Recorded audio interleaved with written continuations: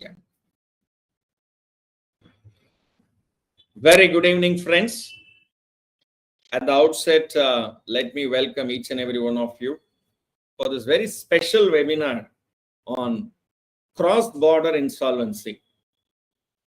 And today's session is the true cross-border for one special reason. Our moderator, CA VV Sampath Kumar, insolvency professional and registered valuer, he's across the border. He is actually connected virtually from United States of America, and the time now there is exactly 12 hours behind. So thank you very much, Sampath Kumar ji, for being the coordinator of this session. And I also welcome Dr. Dhanapal, my good friend, to be part of today's program to steer ahead with the members virtually present here on the developments on cross-border insolvency. So on behalf of each and every one of you present here, let me now invite Mr. Sampath Kumar to take over the proceedings. Dr. Gopalakrishna Raju and Company Secretary and Dr. Dhanapal ji and my dear participants, very warm greetings to you all. It's nice to be part of this great initiative to share continuously about the updates and upcoming developments in law. As you all know, this insolvency law is there for more than 5 years. It is there in the 6th year of its implementation. Time and again, there is constant update and review of the present status.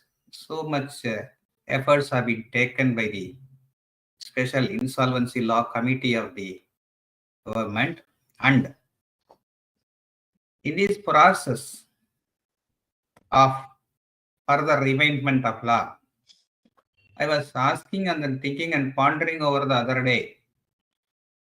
There is a CARP process initiated in India against a defaulting debtor.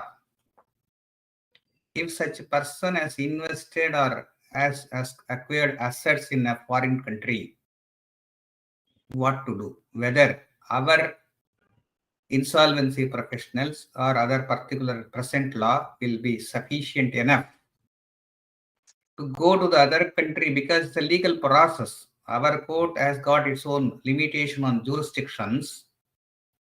So what to do? I was just thinking over and sharing with my friends, the speakers, erudite speakers Raju and Mr. Dhanapal. Then they thought it fit. There were reports, 2 such reports of the Insolvency Law Committee, one in March 2018 and another one is in October 2018 on this specific topic what we discussed on the other day. We thought it may be there applicable to most of our participants and the professionals in this arena.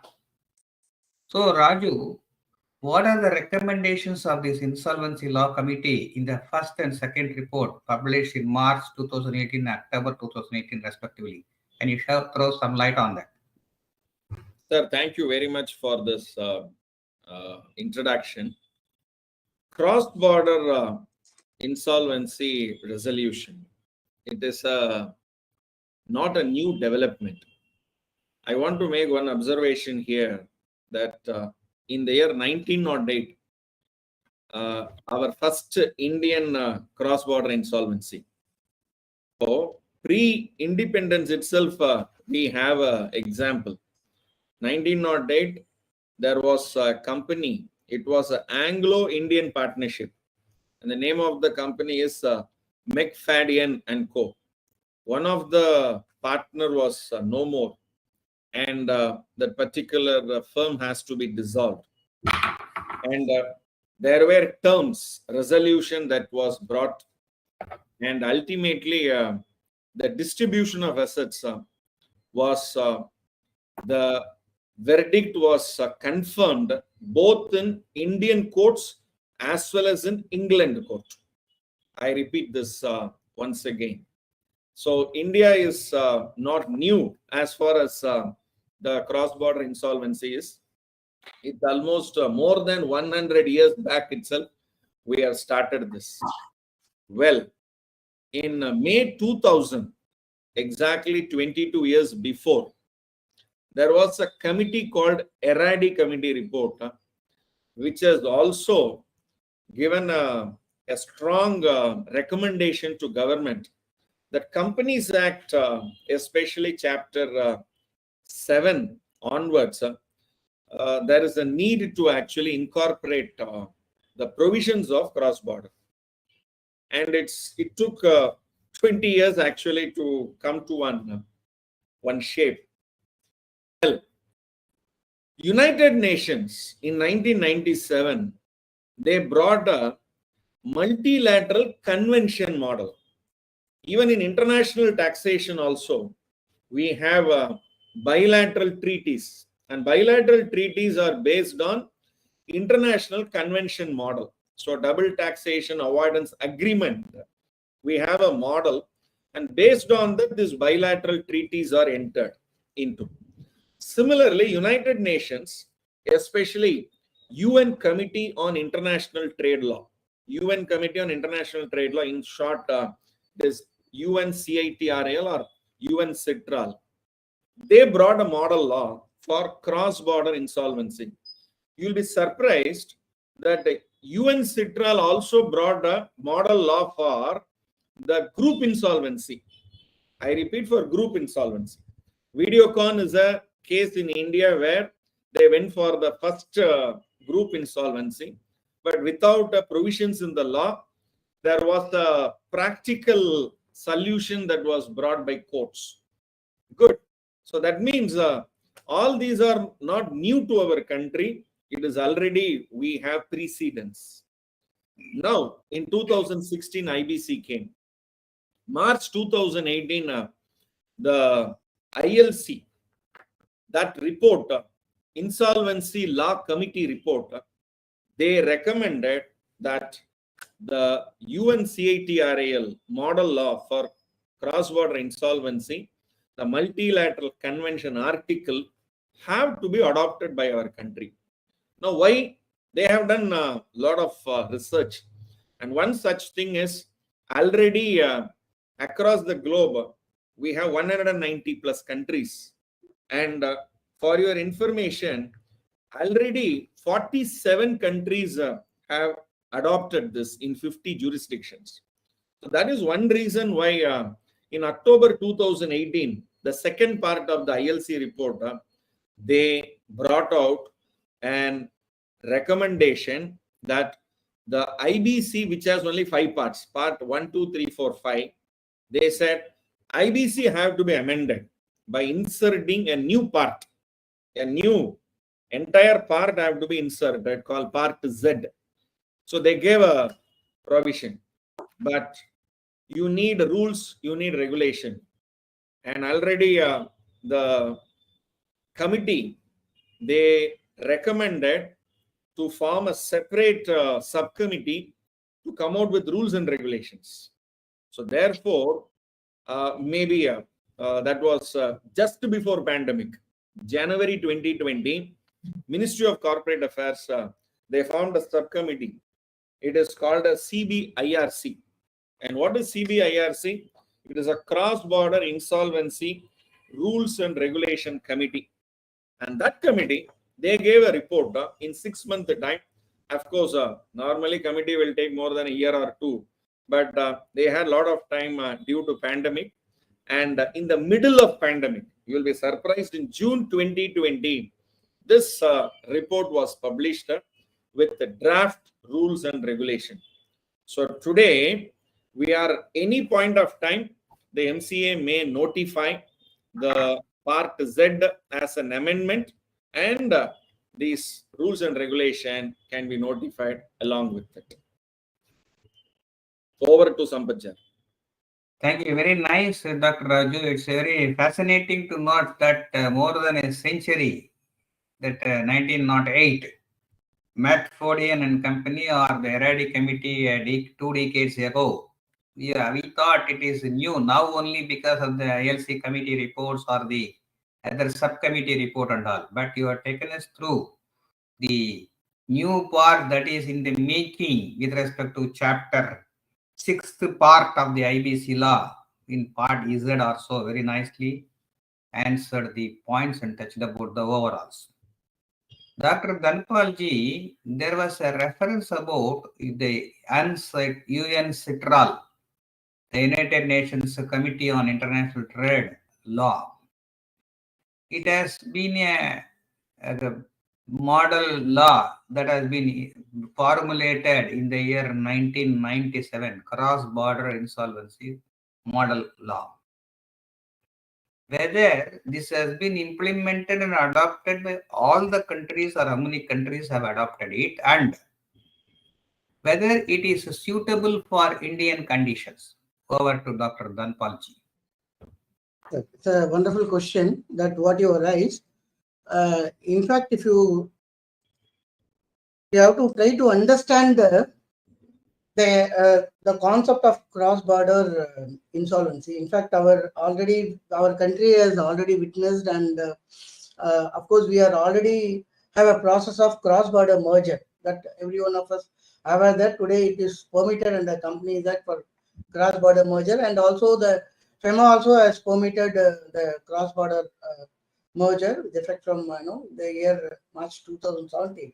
Now, after all this, we have seen today, after the introduction of the Insolvency Bankruptcy Code, the importance was really felt that though already we have a framework and process, though not many schemes mergers have not done, cross-border mergers are not done, but still there's some framework, some rules have been made, and today some light is thrown on those aspects. But whereas in case of cross-border insolvency, after the insolvency code, we all are 28th May, the enactment has been released and came into effect in 1st December 2016, as soon as the NCLT has been introduced. Now, if you see, the cross-border merger is really became a talk today. The reason being the companies which are getting admitted into CRP process. The question arises if the properties or creditors are in foreign countries, either the property or creditor in foreign country. It will be really interesting to note the provision of the Insolvency Bankruptcy Code. In fact, where this particular concept called cross-border insolvency triggers, let's try to understand. So, we all aware about the entire provisions of the Insolvency Bankruptcy Code, and which became effect, and almost all the provisions has become effective, except one or two. That two means few provisions on the personal insolvency, where it's yet to be notified. Only the personal guarantees relating to the corporate debtor. Okay? That portion alone has been made applicable today, but still personal insolvency is yet to be notified. So, except that, as you all know, that the Insolvency Bankruptcy Code has fully come into effect. But here, particularly this cross-border insolvency, where it triggers. You see provision section 234 is easy to remember. 234, 234, which talks about the agreements with the foreign country. Because if we try to understand this only, we can really able to understand the concept of UNCITRAL. We call it as the UNCITRAL, actually UNCITRAL model law. Okay, to understand that, we have to try to understand what is the root. The root, if you see, the root 234, section 234 of the Insolvency Bankruptcy Code, which talks about the agreements with the foreign countries. So now, what happened, as you all aware, many of the chartered accountants or even other professions also, company secretaries are aware that DTA, double taxation avoidance agreement, like that in various laws, there will be an agreement will be entered with the neighboring countries where to deal with that particular enactment when the situation arises in that country, or when situation arises in Indian country affecting the foreign companies or foreign nationals. So similarly, in Insolvency Bankruptcy Code also, this has been addressed at the time of introduction of the code itself by introducing the provision of section 234, which talks about, which authorizes the central government to enter an agreement with foreign countries. For what? See, it clearly says the central government may enter an agreement with the government of any country outside India. Please note it here that it doesn't restrict any country. It says it completely given a liberty to the central government that if the central government may feel, and if they deem fit, they can enter into an agreement with any government country, means government of any country outside India, for enforcing provisions of the Insolvency Bankruptcy Code 2016. It's very important. Same way, it also empowers the central government. In fact, by giving an official gazette, they can also be empowered to direct the application of the provisions of this code in relation to the assets or property of the corporate debtor or debtor. So also it includes the personal guarantor of the corporate debtor. How the situation arises. So assets or property of the corporate debtor situated at any place in a country outside India with which reciprocal arrangements have been entered. So therefore, the entire task is that to deal with the situation in case of any CRP or insolvency proceeding arises, if that touches the assets or property of the corporate debtor or debtor, even including the personal guarantor of the corporate debtor, situated place in a country outside India, then the central government by notification they can direct what are the provisions of this Insolvency Bankruptcy Code should be applicable to that scenario. That is one. The second is section 235. This is another important section which is very specifically provided in the Insolvency Bankruptcy Code, more particularly to enable the government to issue a request letter, a letter of request, whatever it is called, to a country outside India in few cases.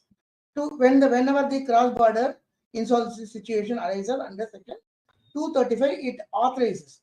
So whatever, irrespective of whatever stated in the code, okay, it authorizes in case of any insolvency process, liquidation or bankruptcy process, if in case the RP or liquidator or bankruptcy trustee, if they have a view that assets of the corporate debtor, even including the personal guarantor, is situated country outside India with which the reciprocal arrangement have been made under section 234. Here, this is very important. This is the steps what the government is taking today, is to see that they are making reciprocal arrangement as contemplated under section 235 of the Insolvency Code.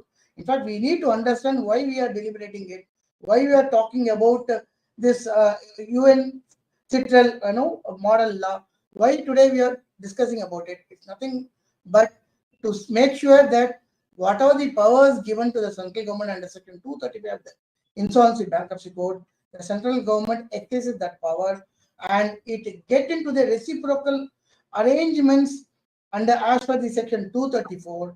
So once the government makes a reciprocal arrangement with the neighbor country, foreign country, then the insolvency professional or liquidator or the bankruptcy trustee, he can make an application to the adjudicating authority with the evidence that relating to such asset which is situated in the foreign country. Okay, with that evidence, he can approach very much to the adjudicating authorities, and adjudicating authority, after getting that application, and if they are really satisfied with that evidence, they can issue a letter of request to the court or authority of such country which is competent to deal with that request. So to make sure this provisions of section 234 and 235 of the Insolvency Bankruptcy Code, the entire initiative has been taken, and in order to align with the global model code, the code called UN Citral Model Code. This has also been getting, our government in the process of adopting that model code, so that this particular 234 and 235 situation could easily be dealt with. I will dealt with much more in subsequent deliberations. Thank you. Thank you, Dr. Dhanapal. Very nicely highlighted about the suitability. Before commenting about the suitability of the UN Citral 1997 model law, you are very categorically mentioning about already the implementation has taken place in the form of section 234-35 and the recognition of cross-border mergers also under the Companies Act under the FIMA. And 234, you have lightly highlighted about the power of the central government to enter into agreement with any foreign country. And 235 mentions about the specific permission in each case with respect to the reciprocal arrangement to be entered or authority to be given to the particular situation or whatever. So indirectly, there are things available. There should be more explicit and direct things are needed. That's why the specific chapter or whatever that is needed. Dr. Raju, there are certain various aspects were dealt with in the model law. It's a comprehensive one. There are certain important heart and brain of that particular 1997 model law of the UN Citral. There are certain principles evolved therein. What are the major such principles mentioned in the model code law? It's a very interesting question. Maybe to answer this question, in short, I can say you can remember 4 letters called as ARCC. ARCC. Okay, we all know what is ARC means, but you can add one more C in it. Now, before I go into this 4 principles, because this is the foundation based on which the entire cross-border insolvency resolution framework is actually made up. I'll just share with you, if there is no foreign assets or liabilities, the company is incorporated in India, assets are here, then the liabilities are also here. Then I'll only go to domestic adjudicating authority. Okay. Company is incorporated in India. There is no foreign assets outside India, but I have borrowed from external. So there are external commercial borrowings. I want to make one observation here. This is the Reserve Bank of India report. The total FDI inflow in our country is 33,526 billion rupees. My goodness. And maybe I'll share with you that annually, every year, you get almost 55 lakh crore, 5 lakh crore, not 50, 5 lakh crore worth of money is invested in India, in Indian rupees. And out of total 10 lakh plus companies which are incorporated, 20,732 companies have declared that they have foreign assets and foreign liabilities. These are RBI data. Now, if I have only foreign liability, I have only borrowed money from abroad, then also domestic adjudicating authority is sufficient, because they can file claim to IBC proceedings. Very good. So no cross-border required. Okay. There is no foreign liability, but I have foreign assets. I'm an Indian company.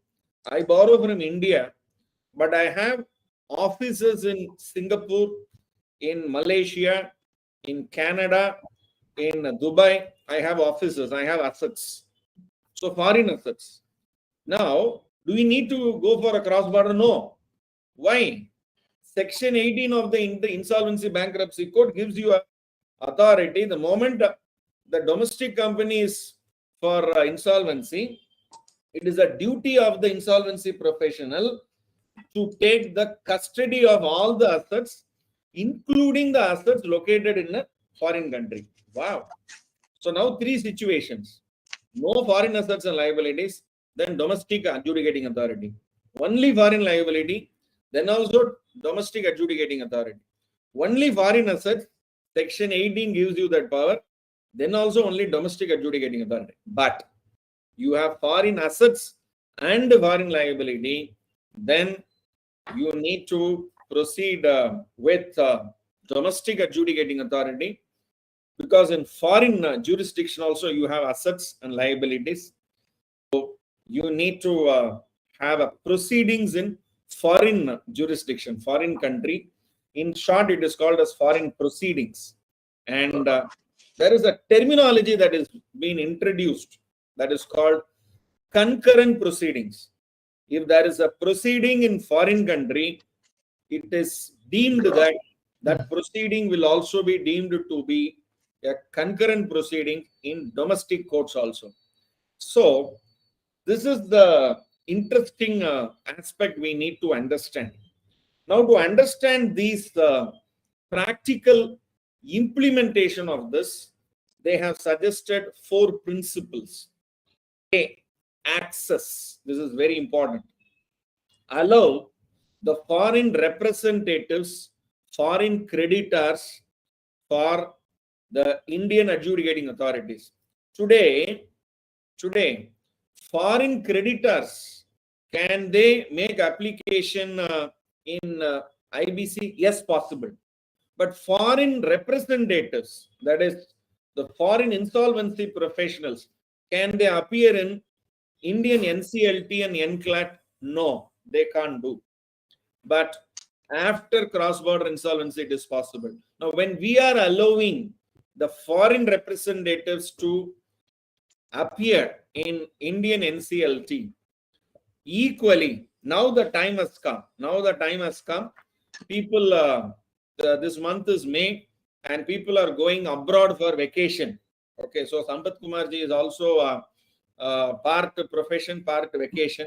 Somebody told me, if you are going on a vacation with your wife, it is not a vacation, it is only change of location.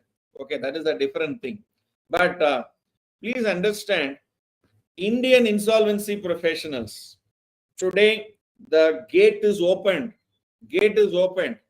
through this part Z, that access to foreign courts for insolvency professional. So Sampath Kumarji is now in United States. So he only needs an additional authority from Indian IBBI and also an equivalent. Now, when I say equivalent, we have a concept called JIN guidelines. JIN, JIN. GIN kadayad. JIN. JIN guidelines. Now, what is this JIN guidelines? Judicial Insolvency Network. There is a separate website also, you can go and see. And the CBIRC is the committee that was formed in January 2020. The Cross-Border Insolvency Rules and Regulation Committee, they recommend to central government that we can substantially adopt the JIN guidelines for cooperation and communication. So in this ARCC, A is access, C and C is for cooperation and communication. Cooperation between the domestic court and foreign court, and coordination is between the adjudicating authority in India, abroad, insolvency professionals in India, abroad, and also the creditors in India and abroad. So that coordination. So A, C, C. Now what is R? R is the recognition. Now when concurrent proceedings, for example, there is a foreign proceedings happening, that will be taken due judicial take care, judicial recognition will be given for the foreign proceedings by the Indian adjudicating authority. So that is where the recognition part is coming. So ARCC is the principle based on which this entire cross-border insolvency resolution framework has been developed. Over to VVS. Dr. Raju, very nicely about the vacation, location, and the JIN, which we are easily able to comprehend and relate that with the subject. Nice practical examples. And also about the 4 fundamental principles or pillars of ARCC, very nicely explained by your good self. Under Dr. Dhanapal, there is a reference about the new part that is to be incorporated as per the ILC report and also the subcommittee report about Part Z. What is this draft cross-border legislation which is in the making with respect to Part Z in IBs? What is the major aspects about it? Sambhaji, the Part Z, it's in the draft stage. So it basically, you see, the purpose of this part is nothing to make sure that it is incorporating the unilateral model law on cross-border insolvency to provide a effective mechanism for dealing with the cases. Okay. So what is the purpose of it actually? The whole purpose is nothing but, as Dr. Raju was explaining it, it is a cooperation between the adjudicating authorities and RP and liquidators and CDs and stakeholders, and it's courts and competent authorities of the foreign countries involved in the case of the cross-border insolvency. So this is the one of the objective, and also it gives a legal certainty for for investment and doing trade, and also for efficient administration of the cross-border insolvencies, which it protects all interests of all the creditors. It's not only the interest of the creditors of the who is in India, also the interest of the creditors of the foreign creditors who are in the foreign countries, and whatever the interested person in the foreign country, and stakeholders in the foreign country, we can call it. And also the protection of maximization of value. All this is the real objective of this particular Part Z, which is trying to inculcate the model unilateral law. Okay. Now, if you see to whom this particular provision, this Part Z, what we call, is applicable, whether it is applicable to all corporate debtor, actually this is applicable to all corporate debtor to whom this code applies, but where only where assistance is sought in India by foreign court or foreign representative in connection with the foreign proceeding. This is scenario 1. Scenario 2, where the assistant is sought in a foreign country in connection with the proceedings under this code, under this our insolvency and bankruptcy code. This is the situation 2. If you see situation 3, a foreign proceeding where a foreign proceeding and a proceeding under this code in respect of the same corporate data are taking place concurrently, which our Dr. Raju explained what is concurrently, this is a situation. In fact, this concurrently situation where we can recollect in Jet Airways case also. That's another important, Dr. Raju has quoted video conclave. Another classic matter is the Jet Airways matter, where there's an insolvency proceeding has been initiated against the Jet Airways in Dutch court, Netherlands. Okay, and after the proceedings has been commenced and initiated, okay, in Dutch against the Jet, then in India, State Bank of India has initiated an insolvency proceeding before our Honorable NCLT Mumbai bench. So now this is the concurrent. Then the moment the SBI, State Bank of India, which filed an application under Section 7 of the Insolvency Bankruptcy Code against Jet Airways, already there's a insolvency proceeding in Dutch court, okay, in Netherlands, for the assets in the Netherlands and the operations in Netherlands. So what happened now? It became concurrent proceeding now. So then the Mumbai bench, and they said that since the provision was not notified, 234 and 235 was notified. So they passed an order saying that the foreign representative do not have a right, to get any of the properties of the corporate debtor or Jet Airways. Then they went on appeal, and then appeal the NCLAT devised upon a process and methods how should be dealt with, and they said that they can very much participate in the Committee of Creditors meeting of the Jet Airways, and they have every right to participate in the Jet Airways, but they cannot participate in the voting process. That's how the Honorable NCLAT has observed, and they devised a mechanism. That was the real starting point, how the cross-border insolvency matters should be approached, should be dealt with in Indian context. That's the clear case, Jet Airways case, which really made out. More particularly, Honorable Enclave has really made out and devised a mechanism whereby they don't want to simply ignore that that it is not applicable since the provisions is not introduced in Indian code, insolvency bankruptcy code. Just because of not introduced, no, we can't ignore. So that this is called the concurrent proceeding. Okay, both the countries parallelly it is segment. In fact, the whole idea of this adopting this model law to address the situations, these kind of situations, how it should be addressed and what kind of the remedy and what kind of the avenues or way can be given, because we need not to simply blindly take the entire model law and make it applicable. This is a model law is a global model law. It has been framed in the context of globally, keeping in mind entire global. Okay, but it has to be fine-tuned in the Indian context, in the Indian legal context. So that's the entire exercise and steps that the government is taking, central government is taking, and bringing this model law and trying to fine-tune the unilateral model law and bring it the same model law to suit the Indian requirement, Indian legal system and Indian corporate system and structure, so that things works properly. And it should not happen that the corporate data in India should end up with the loss in the process.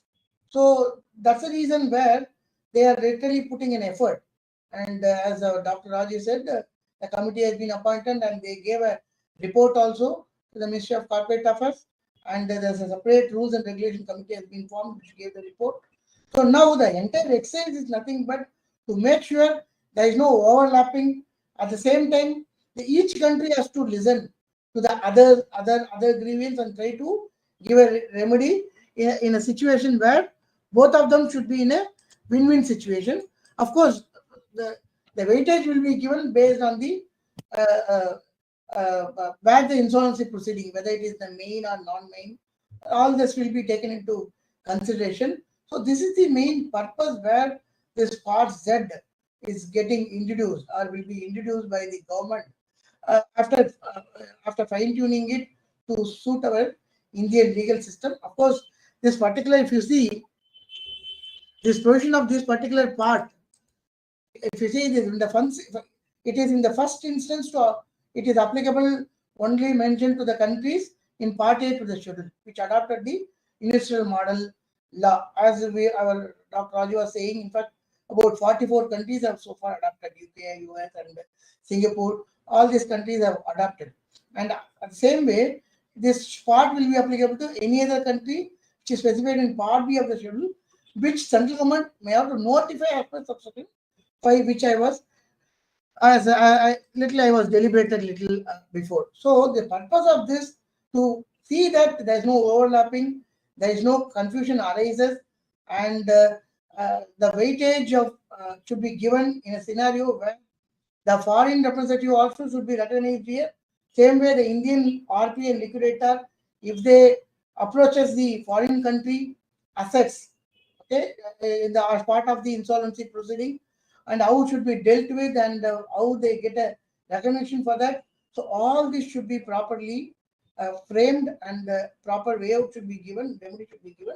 So this is the exercise, steps or initiative taken by the government to make sure a win-win situation happens where the assets of the corporate debtor or creditors are there in foreign countries as well as Indian countries. Over to Dr.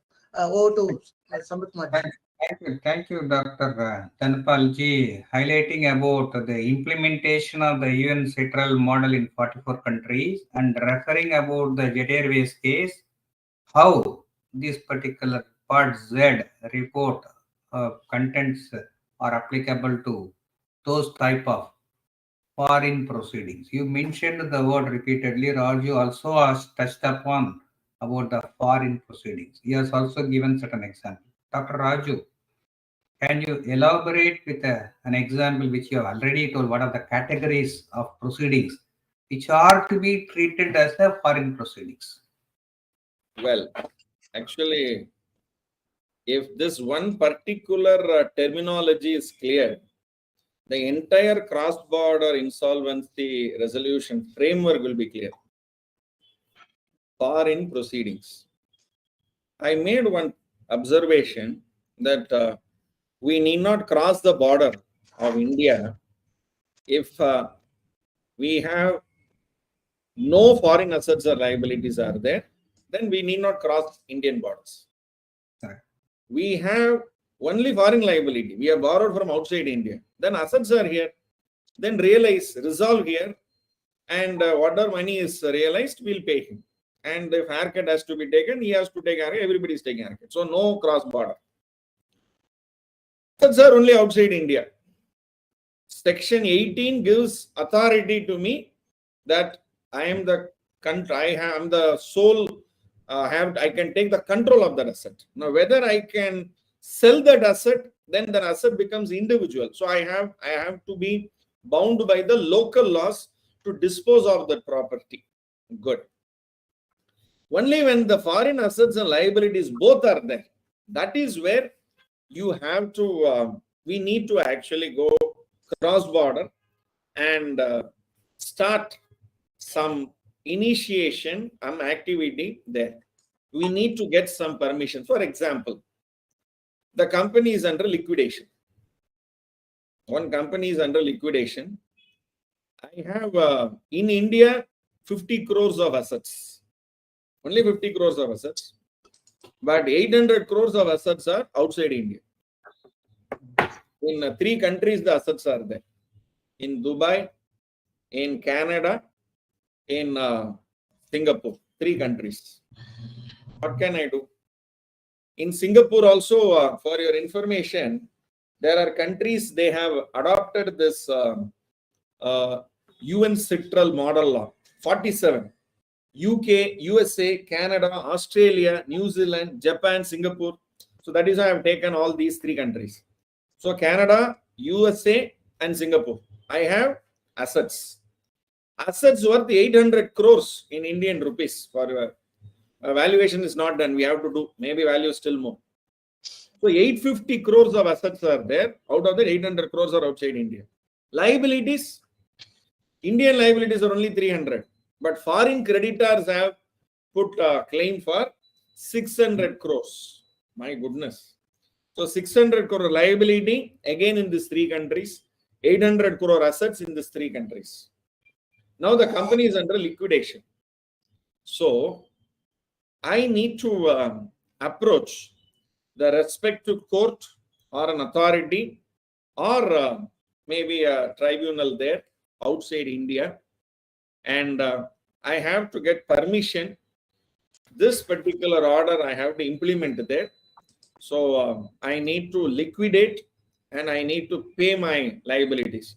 So you have Mr. Dhanapal was about to touch a provision called FEMA, because FEMA means only when money is brought in and taken out, only FEMA will come. I will liquidate the asset there and pay the liability there itself. Then I need to open a bank account there. I need to be a signatory there. So from here I have to go, or I may appoint another representative there. So that means, let me first start with the word called foreign proceedings. Foreign proceedings means collective, judicial, and administrative proceedings in a foreign country. Now, why administrative? I need to sell the assets. I need to open a bank account. I need to realize that money. I need to pay the creditors. So, administrative. For that, I need a permission. I need authority. I need approval. Now, the foreign court. Now, what is a foreign court? That has also been defined in Part Z. Judicial or other authority to supervise or to control a foreign proceedings in outside India. Now, companies in India, whether a foreign court or a foreign authority can give a direction. That is why we have a very interesting section, very interesting provision. It is called as application for recognition of a foreign proceedings in India. Now, who will do that? A foreign representative. So, Mr. Dhanapal is the liquidator. So he needs some orders from the foreign court. So a foreign representative can represent an Indian liquidation. He can get the orders, and an application can be filed in Indian court so that those decisions. So now that decision, whether that particular court has given, so you need a certificate from the foreign court, and that certified copy of the decision must be filed by the foreign representative in India. And that foreign representative, just like that, cannot file it. He should also have the approval of the Insolvency Bankruptcy Board of India. So similarly, vice versa can also happen. Dhanapal can go there to Canada, to United States, to Singapore, and represent the Indian company, can file application. So for that, we have a separate section called authorization of a resolution professional or a liquidator to act in a foreign country. So therefore, everything revolves around the foreign proceedings. Either a foreign representative making an application in an Indian proceeding, that concurrent proceeding has to be recorded in the NCLT or NCLAT. So that concurrent proceeding has to be. So when it is concurrent proceeding happening in a foreign court, and it should be recognized. So that particular foreign proceeding has to be recognized. Then only it is called concurrent proceeding. So that is why this terminology, if we are clear with the practical scenarios, the cross-border insolvency framework is over. The entire subject is over. To VVS. Dr. Raju, you have given clear examples about foreign proceedings whenever there is assets and liabilities in a foreign country, with an example of few countries where there is a compulsive inherent need, imperative need to initiate the proceedings there, and also touched upon foreign representative. Dr. Dhanapal ji, Raju has touched upon foreign representative to a certain extent. I request you to supplement any further points with respect to foreign representatives. Yes, Sampath, this is another very important concept of foreign representative. In fact, we should really understand the entire purpose of this, evolving this particular legislation or particular provisions relating to cross-border insolvency is to give more clarity, which I explained little before. So now, if you see foreign representative, it is nothing but it recognizes as per that part Z what we are already discussing. As per that part Z, the foreign representative, it recognizes, rather we can say it means a person or even a body authorized in the foreign proceeding to administer the reorganization or liquidation of the corporate debtor assets, either assets or the affairs, or to act as a representative of the foreign proceeding, which also includes any person, body, company appointed to an interim basis, or like our IRP, interim resolution person, like that, interim basis. So basically, if you see the foreign representative is nothing but the person who is representing, the particular matters which has been pending or filed in the foreign proceeding. We can say that authorized in the foreign proceeding. So whoever authorized in the foreign proceeding is deemed as a foreign representative to administer the reorganization or whatever the process or liquidation of the corporate assets or affairs as a representative. Just like how here in India, as per the Insolvency Bankruptcy Code, the resolution professional and the liquidator, how he performs the duty as per the code. So similar way, the foreign representative is nothing different than the resolution professional or liquidator who is performing as per the provisions of the Insolvency Bankruptcy Code 2016. This is one thing. Here, if you see, not only it is important to understand the foreign representative. Similar way, authorization of our RP, the professional who is representing as a resolution professional or liquidator to act in a foreign country. So either way, both should be accommodative and both should be given. It is not that very important to understand the foreign representative alone. Foreign representative is a person who is representing the foreign matters in India. Similar way, the person who is already acting as a RP in India, liquidator in India, if he has to represent in the foreign court, he should also be authorized by our own enactment, our own court. So any RP or liquidator is recognized or authorized to act as such in the court, of course, as per the regulations of the board. Authorized to act in a foreign company on behalf of the person in this court as permitted by the applicable foreign law. That's very important. So the foreign law, the related foreign law, the concern corresponding foreign law, where the RPR liquidator has to represent, should also accommodate. It is not that our court is authorizing, so the RPR liquidator can go there and represent and exercise the right. No. For that, the respective foreign law should be enacted and should be amended or should be fine-tuned to recognize our resolution professional liquidator in the same plate, okay, in the same manner how our Indian code, Insolvency Bankers Code is recognizing. If at all, if you have to, one should understand, I can always explain one provision. See, this is nothing but, see, what we are discussing for cross-border insolvency, I won't say that this is something called a new thing that we are trying to work it out, all that. Because already we have a civil procedure code, criminal procedure code, and we have our own methodology, how to deal with the civil matters, how to deal with the criminal matters. Okay. Now, if you see, before this particular steps are being taken by the central government, let's try to understand how it is already happening in other matters. Leave it all insolvency bankruptcy code. In generally, in other matters, how things are happening, how the foreign, what are the verdicts are given or what are the orders passed by foreign, how it is done. If you happen to see provisions of section 44A, you can just go through whenever you have time. Okay. So the 44A of our civil procedure code is already in place to address these kind of situations, not exactly, but to some extent. I'm just giving an example where we are trying to inculcate or introduce similar comfort or cushion in the insolvency code.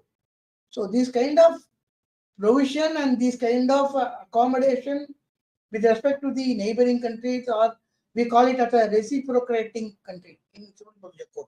If you see under section 44 of civil procedure code, foreign decrees can only be executed in India if they are passed by any superior court of the reciprocating territory. We call it as because in turn they have to reciprocate. That's why we are calling it in civil procedure code. It says reciprocating territory. So the central government, what they will do is whenever they deem fit, they notify. In fact, recently they notified United Arab, in fact UAE, one of the reciprocating country for the purpose of section 44 of civil procedure code, where the foreign decrees can be executed in India. So for that matter, there are two things that our central government should do. I'm talking about civil procedure code. Similar line only we are working for insolvency bankruptcy code. Not similar line exactly, but the reference can be taken to understand what the steps are, what the exercise that the government is really contemplating to do. So as I was explaining, section 44A of civil procedure code, the government has to say what is the superior court in the foreign country and what is that reciprocating territory, what is that country. So they have to recognize the country as well as the superior court whose order will be deemed here as an order for the purpose of this.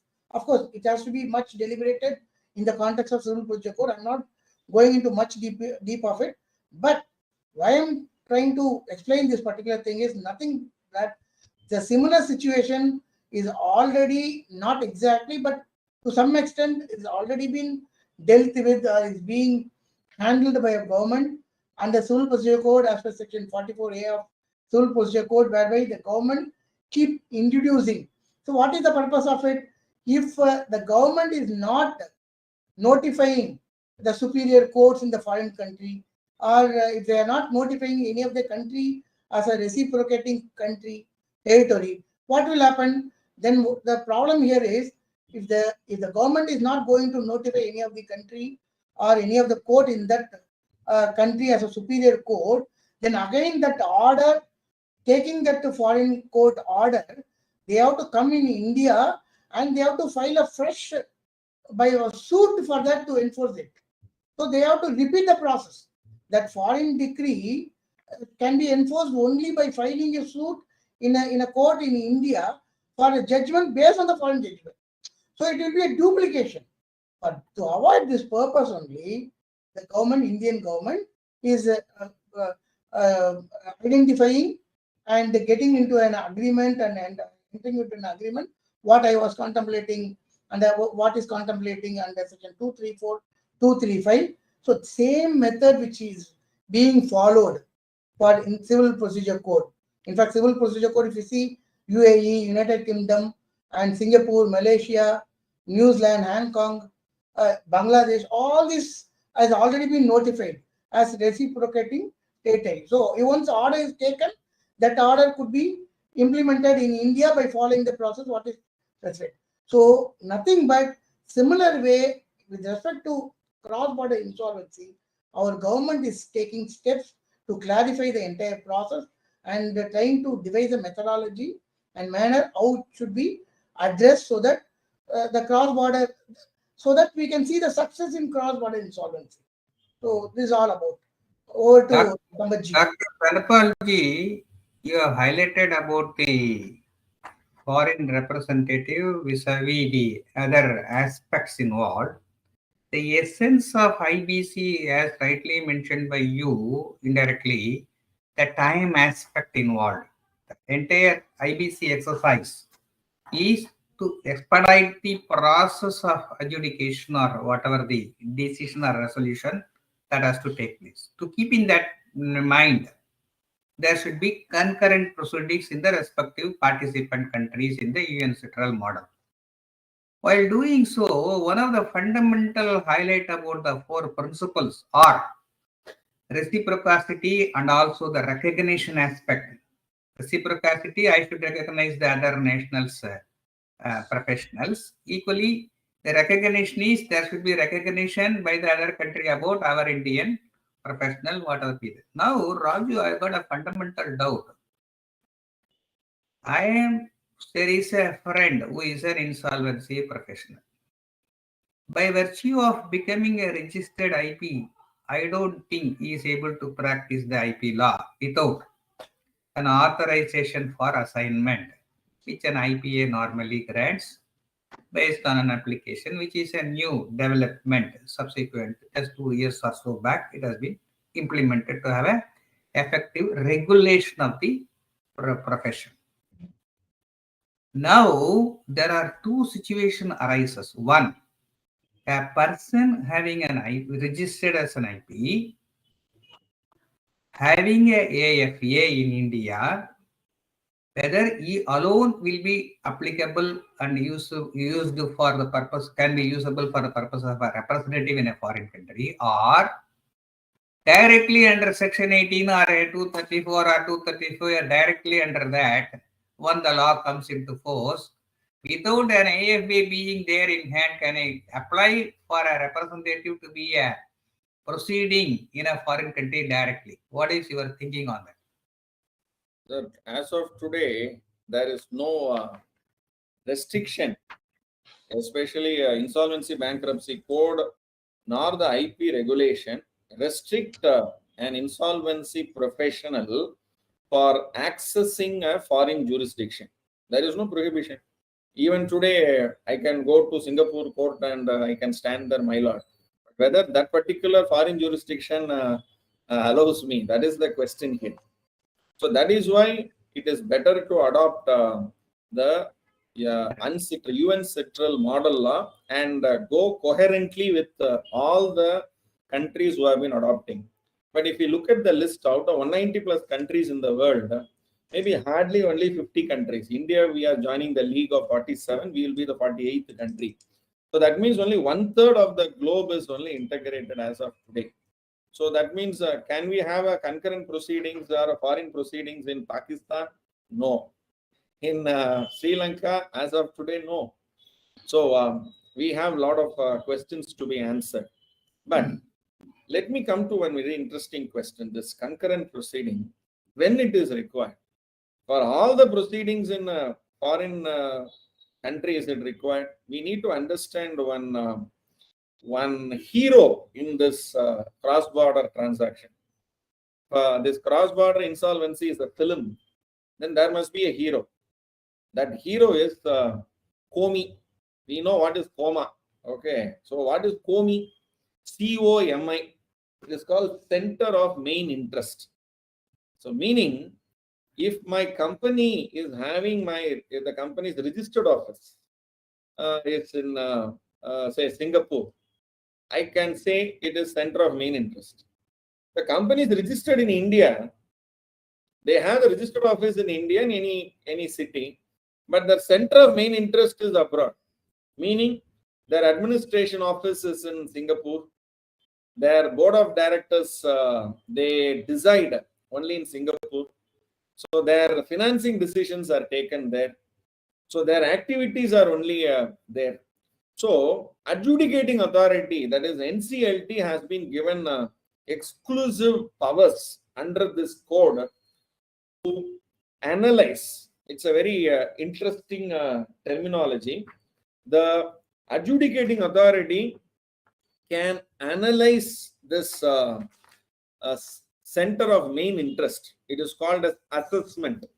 The AA shall conduct an assessment. So therefore, the office of the NCLT, they will they can even delegate or sub-delegate to the NCS, to the respective registrar. So they will do the assessment and a report will be submitted about the center of main interest. So for example, if the center of main interest is in Singapore, then we call that the foreign proceeding as foreign main proceeding. And a foreign main proceeding is in Singapore, and you have a Indian asset. That particular section is very clear. After recognition of a foreign main proceeding, any proceeding may be commenced only under the Insolvency Bankruptcy Code, domestic proceeding, only if the corporate debtor has assets in India. So only if you have assets in India, there is a necessity for a concurrent proceeding. Otherwise, no. So these are all something very interesting, and maybe since you are abroad, the Indian Standard Time may not be synced with you, but we have almost crossed 60 minutes. So I will leave the what do you call it? Thank you, Dr. Raji, very nicely. To actually take the lead, and you can actually conclude with your closing remarks. Yeah. Maybe last one or two questions to me too. Yeah, Dr. Raju, time is overrun actually. The today's deliberations covered the availability of multiple reports and also this particular subcommittee report. I think if one has got the time and patience to go through that, what is prevention is better than cure. In that way, before the law comes into force in operationally by this particular draft report, our professionals, participants and friends should prepare themselves for that, because rightly mentioned by Dr. Raji in one of the aspects, 35,000 and odd billion rupees were invested by foreign companies in India, maybe Indian companies also in foreign assets held by our Indian companies. So keeping this huge amount that is there in a cross border, when Indian companies or investors in a foreign country, and as well assets and liabilities there for foreign investors, assets, liabilities or companies in India, there is huge potential that is available for our professional brothers and sisters. March 18 report of ILC, October 18 report of ILC, and also the subcommittee model rules and regulation released recently, dated June 20th, but released shortly, recently. And also UN Central Model 1997. I think the deliberations are useful to take it further forward. 1 minute, I'll give you, Raju. To take it forward, any questions or doubts, 3S Pro Academy, you can access and send your feedback, comments, and questions also. On an ongoing program like this, only by listening to your responses and reflections and questions, further programs in a refined manner for a logical development of our knowledge potential can be done. Dr. Raju, you wanted to say something. So we have two participants. They want to share their views. One, Mr. J. Murali and Mr. V. Muralidharan is there. Before inviting both of them, there is one important number I want to share. In international trade, Indian importers or exporters, especially Indian importers, 80% of the international trade are not by cash, it is only by credit. And that too through are either by credit or by guarantee or by insurance. So therefore, the need for cross-border insolvency in the case of default is actually phenomenal and very much required. May we request Mr. V. Muralidharan to kindly share your thoughts, please, and Mr. J. Murali also. Both of them have raised your hands. Can you unmute, please, and share your thoughts?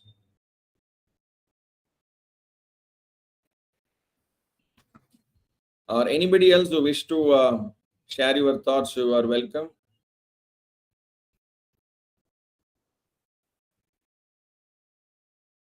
Maybe they are not able to do it. So I'll leave the floor back to... yeah, we have Mr. Murali back. Yes, sir. We wish to hear you. Good evening, sir. Mr. J. Murali, and we have Krishna Sannidhi also. We'll request Mr. Krishna Sannidhi also to share your thoughts. Mr. J. Murali, you are live. You can speak now. And Mr. Krishna Sannidhi, you are also enabled. And Mr. Gupta is also there. I have also enabled Mr. Gupta. Mr. Murali, you can speak. Yes. Please go ahead. Mr. Krishna Sannidhi, you can speak now. Mr. Gupta? Okay. We are not able to hear. Okay. We don't have the lucky feeling of getting their voices heard. Anyway, Dr. Raju and Dr. Dhanapal ji, thank you very much on behalf of all the participants and professional brothers and sisters. I sincerely thank you for your time and sharing your knowledge. Sharing knowledge is one of the things. Money, wealth you can share, but knowledge, the effort that you have put in to share your experiences with the cosmetic adding of examples. Thank you very much. We will see you in the next session. Thank you, my dear participants. Thank you very much.